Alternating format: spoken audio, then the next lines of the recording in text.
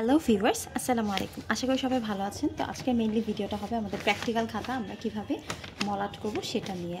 তো আমার ফোনটা আসলে ধরে থাকার মতো কেউ নাই, দ্যাটস ওয়াই আমি নিজেই সোফার উপর রেখে করছি। এই জন্য আমাদের লাগবে একটা প্র্যাকটিক্যাল খাতা। আর এই প্র্যাকটিক্যাল খাতা কিন্তু আমাদের কম বেশি সবাই লাগে। আমরা স্কুল লাইফ থেকে এসএসসি এইচএসসি সময় কিন্তু এই মলাটটা করে থাকি। তো অনেকের ক্ষেত্রে দেখা যায় বাবা মা করে দেয়। অ্যান্ড যখন নাকি আমরা ইয়েতে আসি, ধরো যে মেডিকেলের পড়ার জন্য বাসা ছেড়ে আসি বা বাসা থেকে দূরে আসি, তখন কিন্তু আমাদের সাথে আমাদের বাবা মা থাকেন না বা এমন কেউ থাকে না যে আমাদেরকে এই মলাটের ব্যাপারে হেল্প করবে। তো এই জন্য আমি আমার অনেক ফ্রেন্ডকে সাফার করতে দেখেছি। সো খুব ইজি একটা জিনিস, আমি জাস্ট মেথডটা আপনাদেরকে দেখিয়ে দেবো, বেশিক্ষণ লাগবে না। তো এই জন্য আমরা নিয়েছি একটা প্র্যাকটিক্যাল খাতা। প্র্যাকটিক্যাল খাতার প্রতি কিন্তু আমার পেজগুলো কিন্তু এখনও লাগানো হয়নি। কেন লাগানো হয়নি? কারণ এখানে আমার এখনও কিছু ইন্ডেক্স লেখা এখনও বাকি, প্লাস আমার প্র্যাকটিক্যালগুলো আর কি ঠিকমতো এখনও অর্গানাইজ করা হয়নি, যার কারণে আমি এগুলো এখনও লাগাইনি। তো আমি যেহেতু এটাকে মলাট করে ফেলবো আগে, মলাট করার জন্য আমরা কি করেছি, মলাট করার জন্য আমি এখানে এই দুইটা সুতাকে আগে এখানে ঢুকাই নিচ্ছি। হ্যাঁ, এই যে সাপোজ এটা আমার প্র্যাকটিক্যাল খাতা, তো এই প্র্যাকটিক্যাল খাতার মধ্যে আমি কিন্তু আগে দুইটা সুতাকে এখানে ঢুকাই নেব। ঠিক আছে, ঢুকাই এখানে রেখে দেবো। রেখে দেওয়ার পরে আমি এটাকে জাস্ট এভাবে আটকাই দেবো, আটকা রাখবো। ঠিক আছে, এখন আমি এটার উপর মলাট করবো। মলাট করার জন্য আমরা কী নিতে পারি, আমরা ক্যালেন্ডারে যে কোনো পেজ নিতে পারি। ক্যালেন্ডারের ব্যাক কভারটা স্পেশালি পুরোপুরি সাদা হয়। হ্যাঁ, এই যে দেখো, এইটা একটু দেখলে বুঝবা যে ক্যালেন্ডারের ব্যাক কভারটা কিন্তু পুরোপুরি সাদা হয়। এটা একটা ক্যালেন্ডারের পেজ। তো ওই সাদা পেজটা আমি নিয়েছি।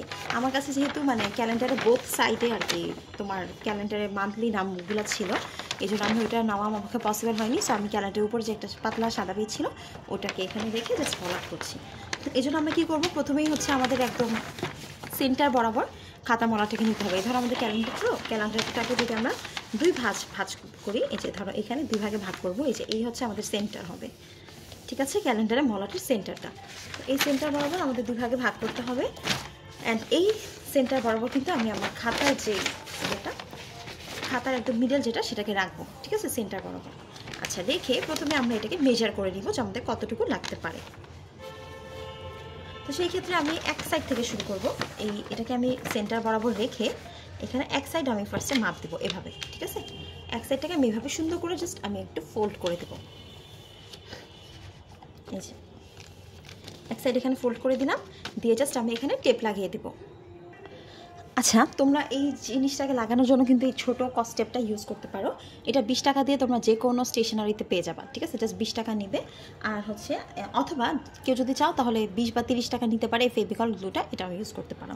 আর কেউ যদি চাও একটু স্ট্রং হয়, সেক্ষেত্রে তোমরা ফেভিকল দিয়ে আগে লাগাবে, তারপর তোমরা কস্টেপ দিয়ে লাগাবে। তো আমার কাছে মনে হয় যে মোটা কস্টেপের চেয়ে কিন্তু চিকন কস্টেপটা বেশি হেল্পফুল। সো আমি এখানে চিকন কস্টেপটা ইউজ করবো। করে জাস্ট এই জায়গাটাকে পুরোপুরি আগে লাগিয়ে নেব।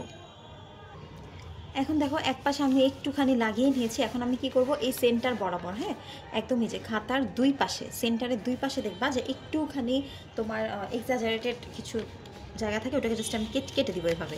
এই যে এমনি করে জাস্ট কেটে দিব। ঠিক আছে, কতটুকু কাটবো, খাতা এই বরাবর কাটবো, যতটুকু তুমি এখান থেকে দেখতে পাচ্ছ ঠিক ততটুকুই কাটবো, যাতে এটাকে আমি এভাবে ফোল্ড করতে পারি। ফোল্ড যাতে করা যেতে পারে এতটুকু পর্যন্ত কাটবো। কেটে এখানে আমরা আঠা বা কস্টেপ লাগিয়ে দেবো। তো এই যে দেখতে পাচ্ছেন একইভাবে আমি এই দিকটা আর এই দিকটা দুই দিকে কিন্তু এরকম ফোল্ড করে নিয়েছি। এখন এটা যে আমরা দেখতে পাচ্ছি, এটা আমরা চাইলে এভাবে করে জাস্ট এই বরাবর আমরা ফোল্ড করে নিতে পারি, অথবা চাইলে এখান থেকে একটু কেটে নিতে পারি। তো আমার কাছে মনে হয়েছে কেটে নেওয়াটা ভালো, কেটে নিলে সুন্দর হবে, এই জন্য আমি এখান থেকে কেটে নেব।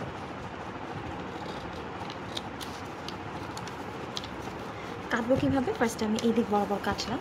ঠিক আছে, এটা লম্বালম্বি করে কাটলাম এই দিকটা, কেটে এখন এটাকে জাস্ট আমরা এভাবে করে কেটে দেব।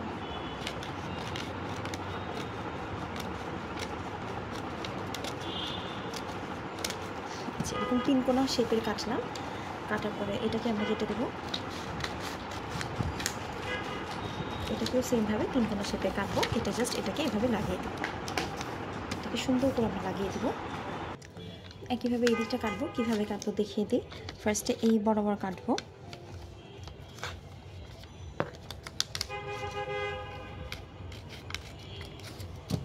এই বরাবর কাটার পরে আমরা জাস্ট এটাকে 3 কোণা করে কেটে দেবো এভাবে।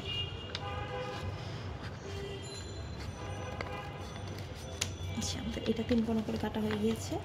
এবার এটাকে আমরা 3 কোণা করে কাটবো।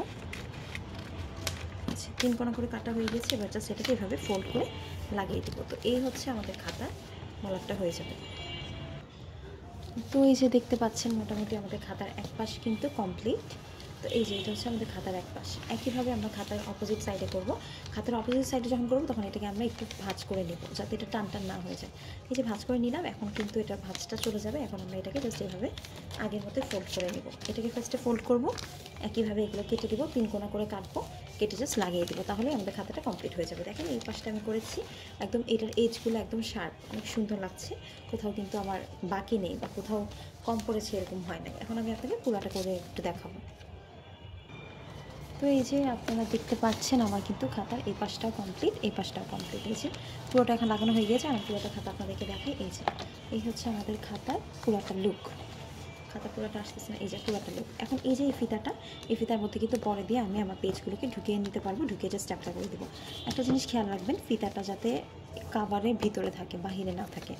এখন যখন আমাদের এটা কমপ্লিট, আমাদের উপরে হচ্ছে অবশ্যই নাম রেজিস্ট্রেশন লাগাতে হবে। এটা হচ্ছে আমার একটা পেপার, যেটা আমি এখানে সুন্দর করে লাগিয়ে দেবো। হ্যাঁ, এটা হচ্ছে আমাদের প্রফের ক্ষেত্রে আমরা প্রফেটটা লাগাই, এসএসসি এইচএসসি সময় কিন্তু আমরা লাগিয়েছিলাম। তো এটা আলাদা একটা পেজ আমি প্রিন্ট করে নিয়েছি, পরে জাস্ট এদিকে লাগিয়ে দেবো।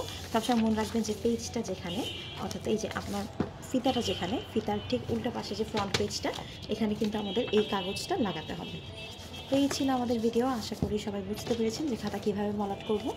আর অনেকেই আছে যে খাতা মলাট কীভাবে করব বুঝতে পারেন না, স্পেশালি এই 3 কোণা যে কাটার পার্টটা, সেটা যদি না বুঝতে পারেন তাহলে কিন্তু ভিডিওটা ওই জায়গাটাই পজ করে আবার 2-3 বার দেখবেন, তাহলে কিন্তু বুঝে যাবেন। ঠিক আছে? আর যার কাছে যেটা থাকে, যেমন ফেভিকল আঠা অথবা কস্টেপ, সেটা দিয়ে কিন্তু লাগাতে পারবেন, কোনো সমস্যা নেই। তাহলে খাতায় ভালো করে লাগাতে পারবেন। যে দেখেন এজগুলো একদম শার্প হয়েছে আর ভালো করে ফিনিশিং এসেছে। তো আপনারাও এভাবে জাস্ট 5 মিনিটে নিজেরা জানলে খাতাটা মলাট করে ফেলতে পারবেন। আর এক্সামের সময় অবশ্যই চেষ্টা করবেন যে আপনাদের নখ যাতে একদম ক্লিন থাকে, অ্যান্ড কোনো ধরনের নেল পলিশ, এই যে আমি নেল পলিশ দিয়েছিলাম এটাকে আমি রিমুভ করে ফেলবো এখন। আর মেহেদিও একদম থাকলে পরীক্ষার সময় এগুলো সব কিছু উঠিয়ে দেন হচ্ছে পরীক্ষা হলে যাবে। ঠিক আছে? এগুলো কখনো নিয়ে যাবেন না।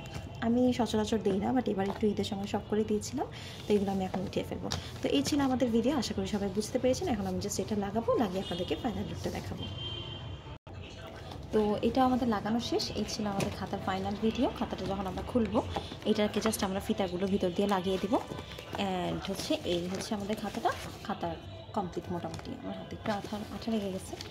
আর খাতাটা এখানে কীভাবে ফিতা দিয়ে লাগাবেন, এটাও একটা টেকনিক আছে। সেটা হচ্ছে আপনারা কোনো কলম জাতীয় জিনিস থাকলে, তো ফিতাটা এখানে ঢুকানোর একটা টেকনিক আছে। সেটা হচ্ছে ফার্স্টে অল্প অল্প করে নেবেন। যেমন এখানে যদি আমি একটু 3-4টা পেজ নিলাম, নিয়ে এটাকে একটা পেন্সিল বা কলম দিয়ে ফুটা করে দিলাম, দিয়ে এই ফুটার মধ্যে কিন্তু ওই ফিতাটাকে জাস্ট এভাবে ঢুকিয়ে দেবেন। যেমন আমি দেখাই, এই হচ্ছে আমাদের ফিতাটাকে জাস্ট এখান দিয়ে যদি আপনি ঢুকাতে পারেন তাহলে কিন্তু খুব ইজিলি এটা ঢুকে যায়। হ্যাঁ, এভাবে 3-4 ভাগ করে করে নিয়ে খাতাটাকে আপনি এভাবে সুন্দর করে জাস্ট ভালো করে আটকিয়ে ফেলতে পারবেন। তো এই ছিল আমাদের ভিডিও। আশা করি সবাই বুঝতে পেরেছেন কীভাবে কী করবেন। Thank you so much for watching this video. সবাই ভালো থাকবেন, সুস্থ থাকবেন। আল্লাহ হাফেজ।